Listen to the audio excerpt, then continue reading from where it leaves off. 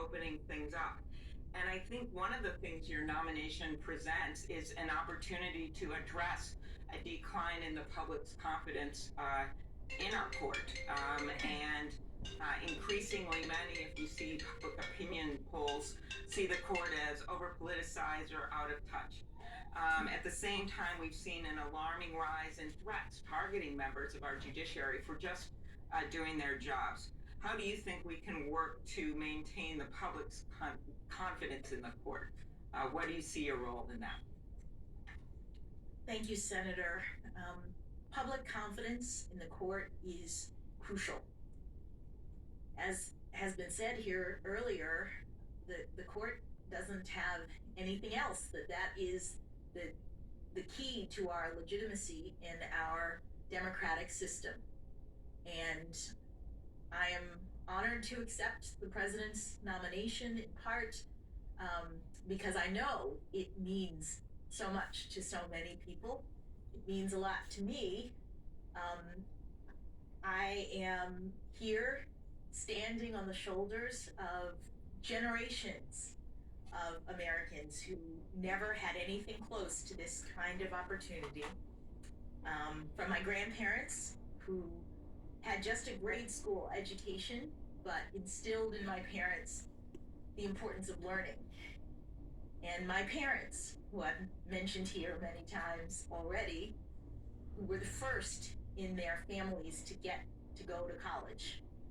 So this nomination, against that backdrop, is significant to a lot of people, and I hope that it will bring confidence. It will help inspire people to understand that our courts are like them, that our judges are like them, doing the work, being a part of our government. I think it's very important. Very good. I think along those lines, your wonderful mentor, Justice Breyer, I quoted him about how he said, we can help maintain public acceptance of the court, and these are his words.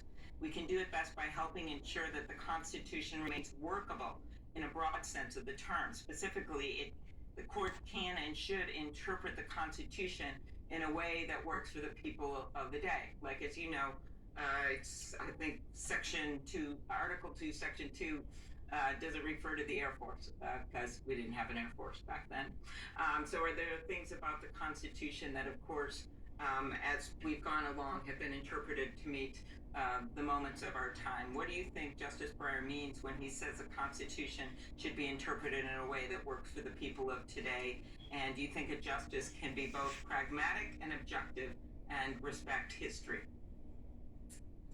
I do, and I think that the justices have demonstrated that. Some of their recent opinions have had to deal with modern technologies that did not exist at the time of the founding. So, for example, the Riley case, the Carpenter case, these were Fourth Amendment decisions in which the court was asked to determine whether or not it violated the Fourth Amendment for the police to search someone's cell phone without a warrant, or for the police to use GPS location data to determine where someone had been without a warrant. And obviously those technologies did not exist. But what the court did was it looked back at the time of the founding and determined what the reasonable expectations of privacy were related to the term unreasonable searches and seizures, which appears in the Constitution.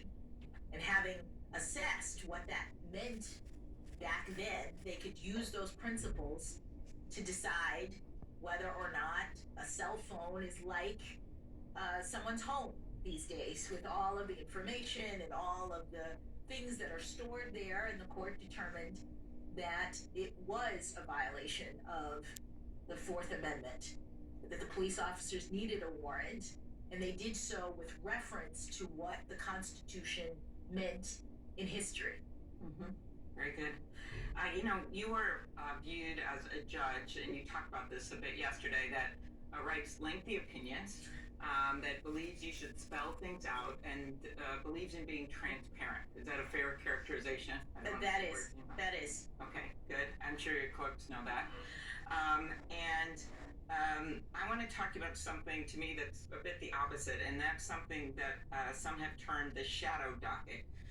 And that includes decisions that the court makes on an expedited basis that are usually unsigned and issued without oral argument or full briefing. In the last few years, we've seen the court increasingly deciding cases in this way, often over the dissent of maybe 3 or 4 of the justices. Last term, the court granted 20 requests for emergency relief, a historically high number. 10 years ago, in the October term of 2011, the court granted only 6 requests in an entire year. When do you think it's appropriate for the Supreme Court to grant emergency relief, use this docket? What are the circumstances that warrant this?